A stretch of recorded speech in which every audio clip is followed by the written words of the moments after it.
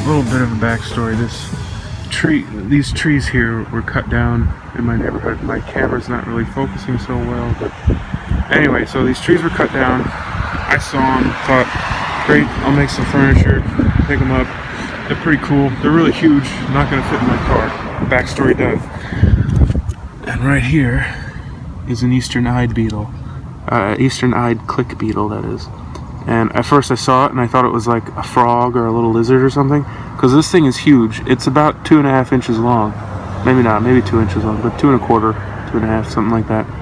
And I have never seen one. It's so cool. And I'm gonna see if you can see, there's my finger. So it's big.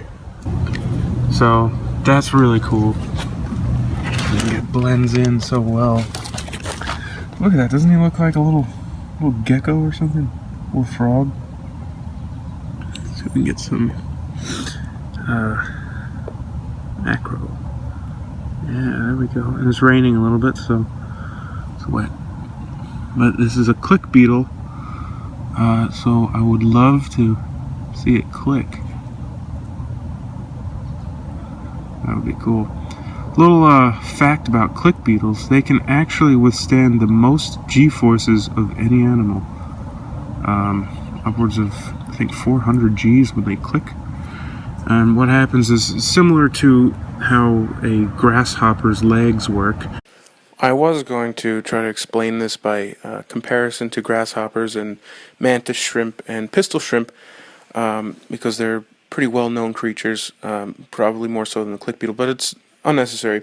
Really what's going on here is it's very similar to when you snap your fingers. When you hold the tension with your thumb and your middle finger, and then you kind of slide your thumb out of the way, and your middle finger releases all that energy at once. And it's very similar in the body of the click beetle. They actually have a hinge right between their abdomen and their thorax, and they have almost like a locking mechanism that will allow the beetle to hold all the tension from the muscle as the muscle pulls its thorax towards its abdomen across the back. And that little tension holder will hold all that tension against the very strong exoskeleton, which is kind of like carbon fiber in a way, or something. It's slightly flexible, but it's very, very strong. So it holds all that tension, and then once that trigger is released, all that tension is released, all the energy is released, and you have a clicking sound. You can actually hear it. Now, unfortunately, I'm trying to get this beetle to click, but it's very, very cold, and I don't think that it was going to happen today. Now, what would have happened had it been a warmer day, and this beetle did decide to click, it would have jettisoned its body into the air, probably a good 1.5 feet, and basically just hoped that it landed on its feet. They don't really have a whole lot of control while they're flipping and tumbling through the air, and they do have wings, but I seriously doubt that they open their wings in the air. They don't seem to be all that coordinated, so I guess also ultimately when they do click like that and fall back to the earth, they have put energy into their body, and it might be easier for them to then, once they land with all that tumbling force, right themselves and catch themselves on their feet. But yeah, eastern-eyed click beetle. What a cool find.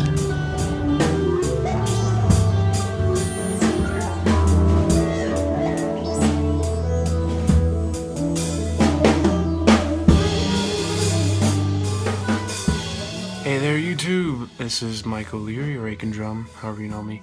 This video was really, really cool, and I actually did post it to Snapchat.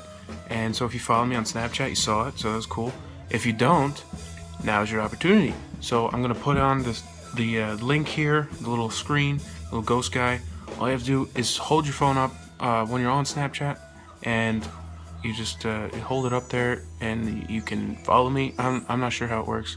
I actually haven't done it, but I've seen videos and people do it. So follow me, and you can see all the crazy adventures that I get into on a daily basis, and you can interact with me, and you can see the updates before they get on YouTube.